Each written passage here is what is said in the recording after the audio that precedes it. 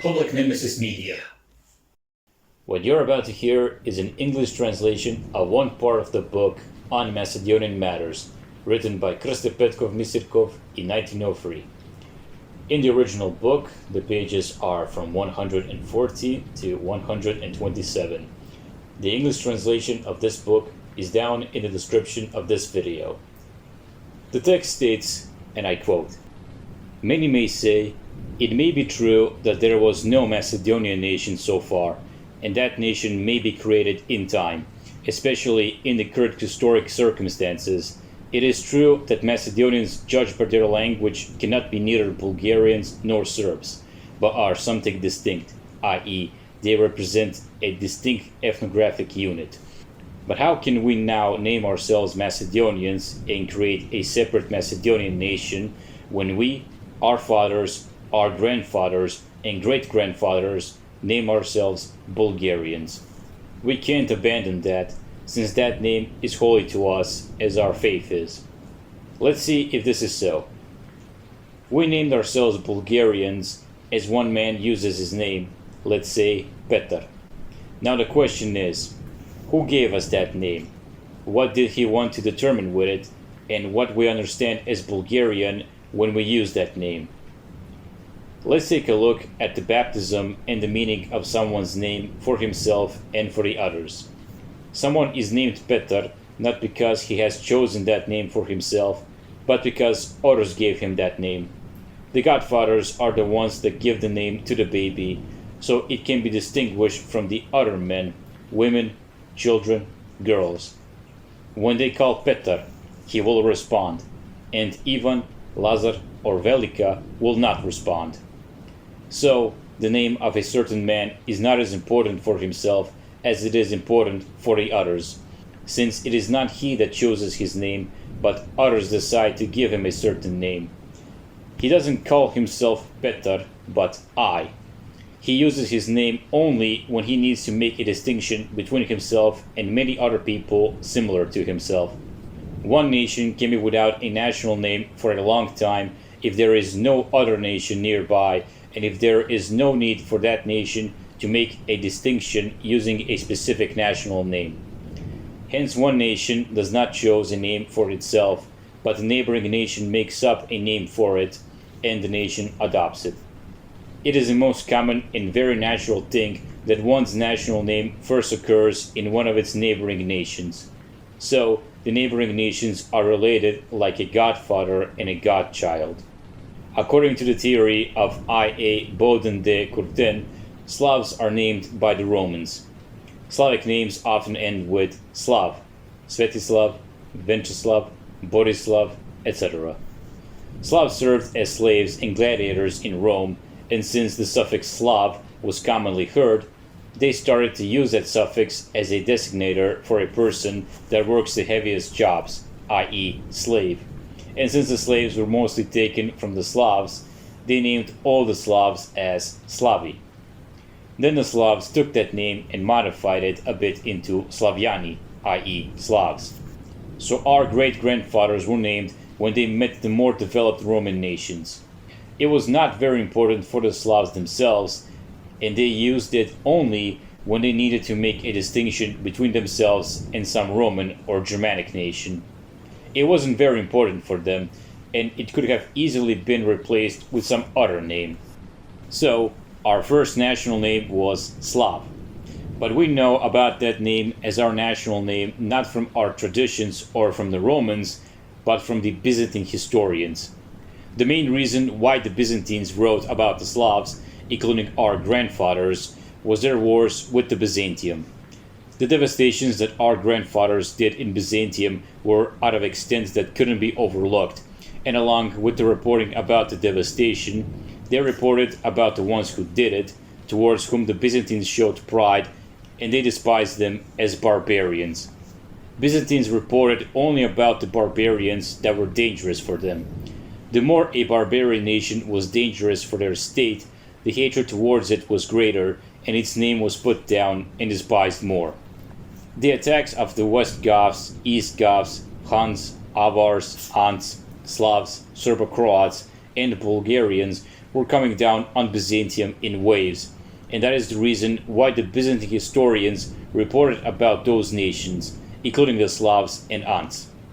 Here we should not forget that the armies of East Goths, West Goths, Huns, and Slav were not pure. While one nation dominated, there were many from other nations who fought with them. It is important that the Byzantines reported about the dominating nation and remained silent about the others. About Slavs, they talk more than about any other nation, except Serbo-Croats and Bulgarians, since everyone else just passed through the Balkan Peninsula and departed from it. But Slavs firmly established themselves on the whole peninsula, and especially in Macedonia, where in the 6th century they formed a strong state against which the Byzantines sent a strong army. But Byzantines suffered the most by the Bulgarian nation, a Mongolian tribe that devastated all on its way in Byzantium. In the army of that nation there were Slavs too, and Byzantines thought that they are Bulgarians too. Byzantines suffered the biggest hit from the Bulgarians, who took large portion of its lands inhabited with Slavs and created one large and strong state, which starting from the 8th century all the way to the arrival of the Turks on the Balkan Peninsula were a constant threat for Byzantium. The Bulgarian state was inhabited predominantly with a Slavic population, but it was given the name of its establishers, i.e. the Mongolian Bulgarians. Slavs from Bulgaria and Macedonia were at first only allies of the Bulgarians in the wars with the Byzantines.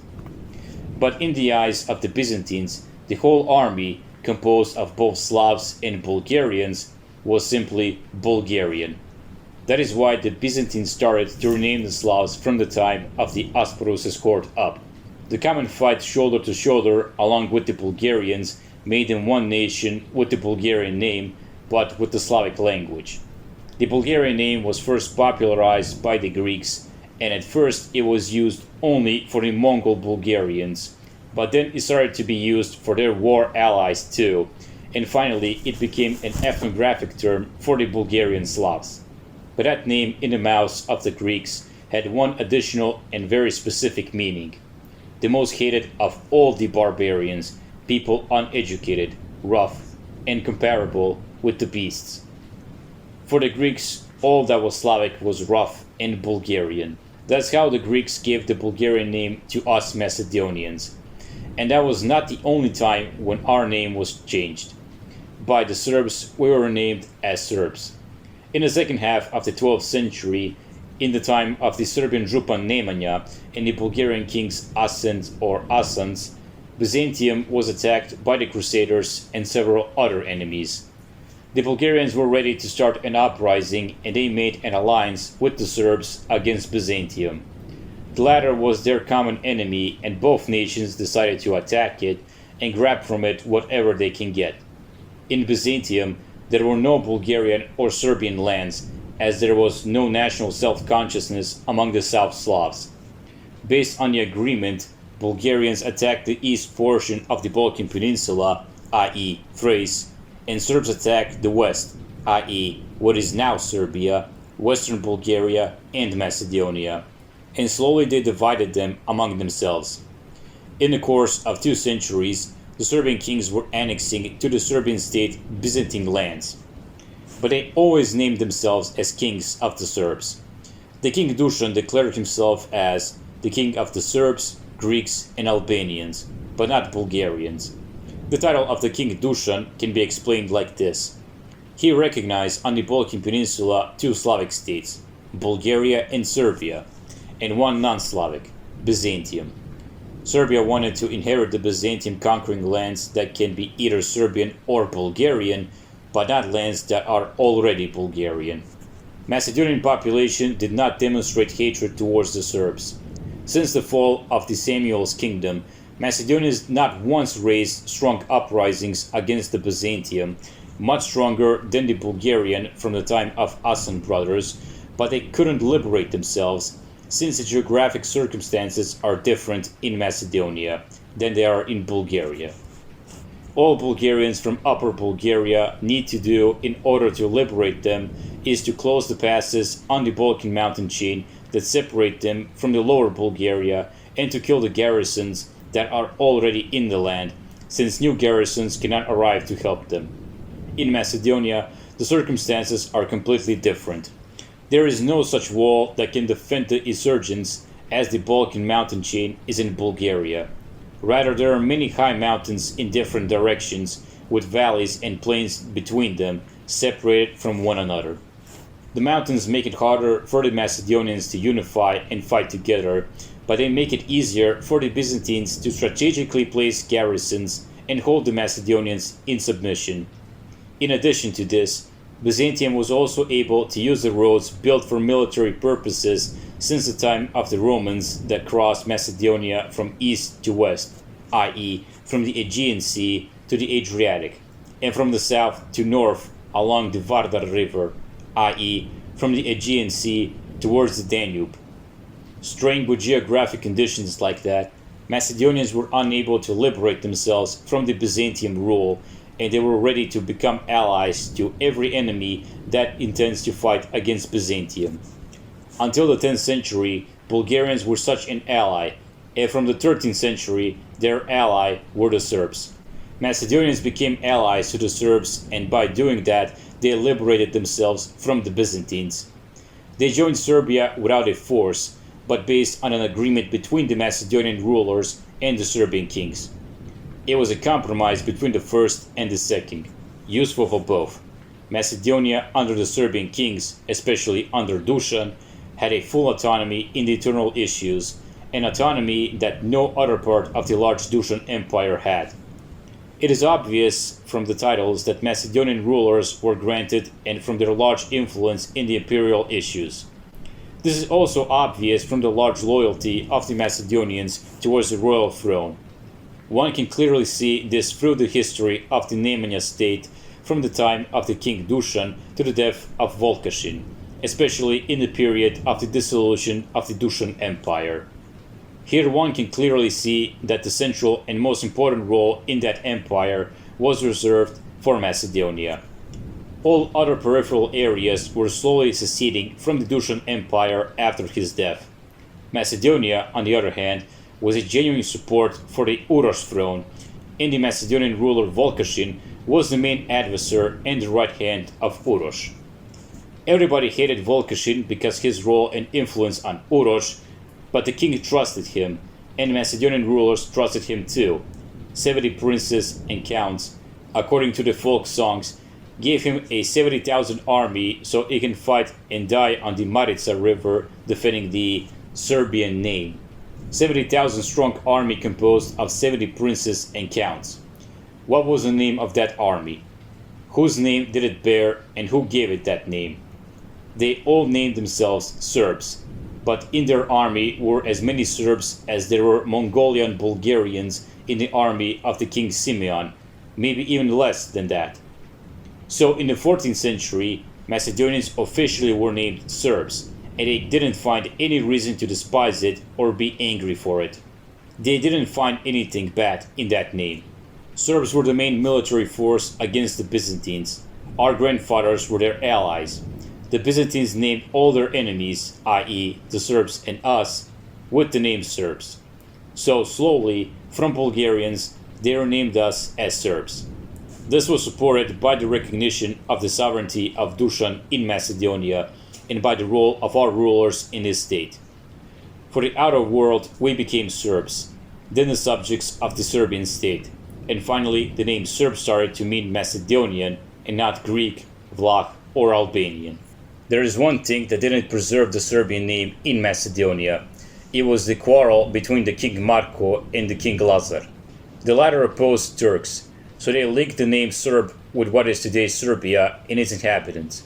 Marko and his subjects could not be Serbs in the Turkish eyes, since they didn't oppose them as much and they didn't demonstrate such force against them as the King Lazar and his subjects demonstrated. So, up to the arrival of the Turks, we were renamed 3 times: Slavs, Bulgarians, Serbs. But that was not the end of it. The Turks came and fight between the Christianity and Islam started, a fight between the cross and the crescent. But that didn't stop the struggle between the Slavdom and Hellenism. The Turkish dominion on the Balkan Peninsula was a historic period when the subjects were scrambling to preserve their historic heritage. Of course, we only preserved what we could, and what they didn't want to take away from us, since they didn't need it or it was not dangerous for them. Turks took our land and they divided it among themselves. We needed to live with that loss. They started to take our children, to Islamize them and convert them into Yanichari. We remained silent too. Turks had a problem to subdue Serbia, and the name Serb for them signified a rebel. So we adjusted to that too, and we stopped naming ourselves as Serbs in order not to anger our overlords. They didn't want us to name ourselves Bulgarian either, so we didn't. When a Turk will come to one of our houses, he would eat, drink, and then he would say, "Yo Gaur, bring me this and that." And we would respond, "Yes, sir." If someone asked us what we are, our response was Kauri, i.e., the infidels of the Raya of the king. Namely, we were using a name that would not anger our overlord. For the Turks, we are Kauri or Raya, so that's how we started naming ourselves too. In the folk songs, not once we can find the term Kaurin or Rayatin being used, or the land of the Kaurs or the land of the Rayatins bearing an ethnographic meaning. So, Turks turned us into a Kaur or Raya nation. Terms based on our subjection and humiliation in front of the Turks, based on the religious difference between us and them and our social condition. But in addition to the Turks, after we lost our freedom, our caretakers and overlords became the Greeks also. But in Greeks, we have seen spiritual and religious overlords too. We were towards them also subjected and humiliated, much like we were towards the Turks. Greeks exploited us in the churches, and they wanted to achieve under the Turkish rule what we could not achieve before. In order to assimilate us, they avoided to use our national name. They named us Christians, and we were ready to confirm. Of course, we are Christians. What else if not Christians? When they would be angry towards us, they would name us thick-head Bulgarians, and we would again agree. It is true that we are Christians, but we are not as educated as Greeks. Our heads are not as smart, we are Bulgarians. So, in the time of the Turks, we confirmed and agreed with whatever either Turks or Greeks say. But Turks, by naming us Rayati or Gauri, regarded us not as people of a certain ethnicity, but as people that are their subjects to them, being the overlords and in the right faith. We use those terms in the same sense. Turks and their state did not recognize any ethnicities, so did not us. Greeks also did not make any distinctions between the Slavic ethnicities, and all Slavs, especially those who caused them the biggest troubles and were during the Turkish time under their protection, they despised and named with the, for them, despised name Bulgarians. But that name signified only their contempt and not the virtues of the Bulgarians, since it was always accompanied with the word thick-head or chondrokephalos. So that is how we came to our national name that our fathers, grandfathers, and the immediate great-grandfathers were named. But we've seen that we here need to deal not with one, but with four names, showing that only a few years ago we didn't have a precise national self-determination. The name Bulgarian, as we can see, up to the first half of the 19th century, did not have for our great-grandfathers more important meaning than the names Christian, Rayatin, and Kaurin. Up to that point, we knew that there are, and there were, Kaurin, Rayatin, and Christian lands and states. But we regarded ourselves as Kauri, Christians and Rayatins, and we remembered that we had our Kaurin and Rayatin kingdom, but we lost it on the Battle of Kosovo Polje, when God got angry with our ancestors. There, on the Kosovo Polje, God decided that we should lose our kingdom because we didn't keep the faith pure. There our Kaurin kings assembled a large army to fight with the Turks, But as God decided that we should lose the kingdom from the pieces that the Turks were cut into, new Turks were rising. When the king saw that, they said that God wants Kauri to lose the kingdom and to submit to the Turks. So that is how Turks took over our kingdom. On Kosovo, 2 kings lost their lives. When we know that the Macedonian people have so clear understanding about its Bulgarian nationality, can we talk about the Bulgarian national self-awareness in Macedonians? If that is so, the Bulgarian party of the Macedonians may complain, what does it mean when Bulgarians and Macedonians fought together side by side in regards to the church question, and the latter named themselves with the name Bulgarians?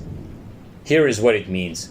Macedonians were given national names so they can be distinguished from the other neighboring nationalities by others, i.e., by Turks and Greeks, and even Vlachs. The first couldn't stand the name Serb because the Serbian resistance during the conquering of the Balkan Peninsula. In Turkey, up to the Russo-Turkish Wars, the words Srbgjaur meant what now the word Moskovgjaur means.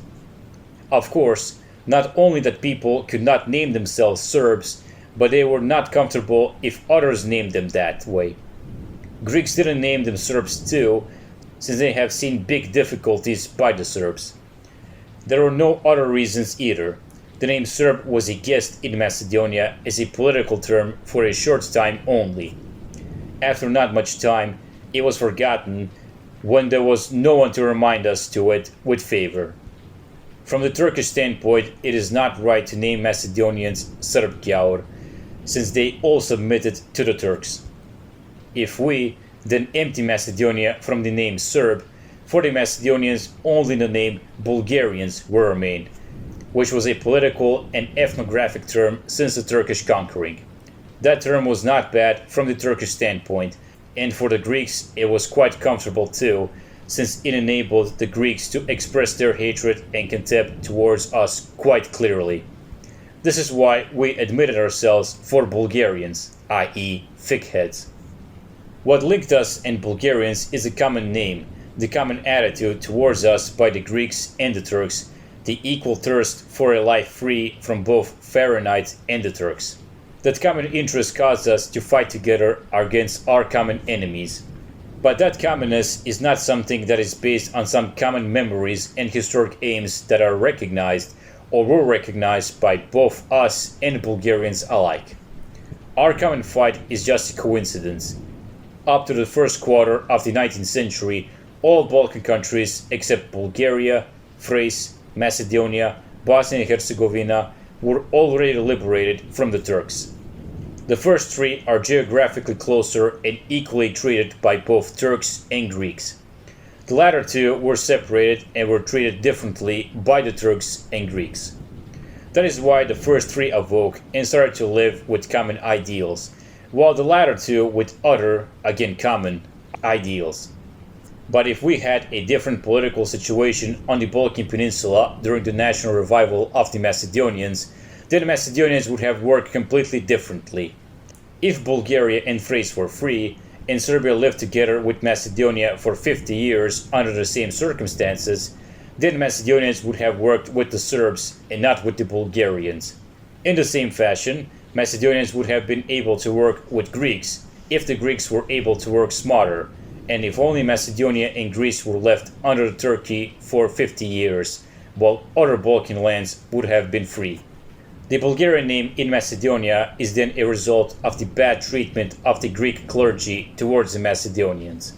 Greeks destroyed the Ohrid archbishopric since it was mentioned under the name Bulgarian as a historic reliquium, but they used the name Bulgarian to express the entire contempt towards everything Slavic. That Greek contempt, and not the historic tradition, is the very reason that we name ourselves Bulgarians. The historic tradition speaks nothing about the Bulgarians, but much more about the Serbian name in Macedonia. So Greeks named us Bulgarians without asking us, and, not having time to examine and evaluate that name, we simply accepted it. If this is so, and it can't be any different, then it is clear that the name Bulgarian does not talk about a Bulgarian nationality in Macedonia. This name is now artificially sustained in Macedonia, just as the name Serbian is imposed lately. For the name Bulgarian, there is no room anymore in Macedonia, since for 25 years now we Macedonians live a separate life from the Bulgarians. There are very few common interests between us and the Bulgarians. Macedonia is necessary for Bulgaria, and that is why the latter sends millions of francs every year and employs many Macedonians. Bulgaria is necessary only for those Macedonians that receive a place in Bulgaria and let Bulgaria exploit their Bulgarian feeling. So, in the last 25 years, the relations between Bulgaria and Macedonia are not built under the ground of equal traditions and goals, but on a pure trade, i.e., one exploits the other. So the name Bulgarian in Macedonia, which Bulgarians now exploit, is not by any means our national name, and no Macedonian has right to exploit the Macedonian interests in its behalf. No one gave Bulgarians a permission to mix in our affairs because of it. If my father, my grandfather, and great-grandfather named themselves Bulgarians because they didn't understand what that means, that still does not mean that I should remain in the same darkness as they were. If they named themselves Bulgarians, this still does not mean that we should stop trusting Russians, and in order to make happy the people like Stambulov or Svirtso, instead of asking our rights where we should and with our own blood, to let people that don't know what do they want even for themselves meddle in our affairs. If my grandfathers named themselves Bulgarians, that still does not mean that I have right to exploit the Macedonian interest with publishing newspapers that, instead of defending the interests of our nation, defend the Bulgarian and the interests of the Bulgarian prince. Our grandfathers, naming themselves Bulgarians, did not even think that we will make of that name it a capital for us to eat, drink, and clothe ourselves. So, as far as Macedonians are concerned, the name Bulgarian is a counterfeit banknote with which they pay to Bulgaria and its prince, to their homeland and their nation. It is time to break the counterfeit trade and to stop exploiting that name. Once again, this was the English translation of one part of the book on Macedonian matters by Krste Petkov Misirkov. The link is in the description if you want to read it yourself. I did not translate this. This was something I found online, and frankly, I did not want to spend a lot of time translating even a page of this book. It just takes a while. So some parts of the book are not 100% accurate. Like he calls whoever did this translation, he referred to Bulgars as Bulgarians. Those are not the same thing, and there's also some grammatical mistakes in here. So if I read something and it sounded weird to you from a grammatical English knowledge standpoint, you just know I found it like this. So at the end of the day, I think this was a very interesting point that Krste Petkov Misirkov made in his book. And this is going to be a point that should be further examined, and it's going to be examined on this channel, so stay tuned for that. That's pretty much about it. I hope you enjoyed listening to this. Thank you very much. PNM signing out.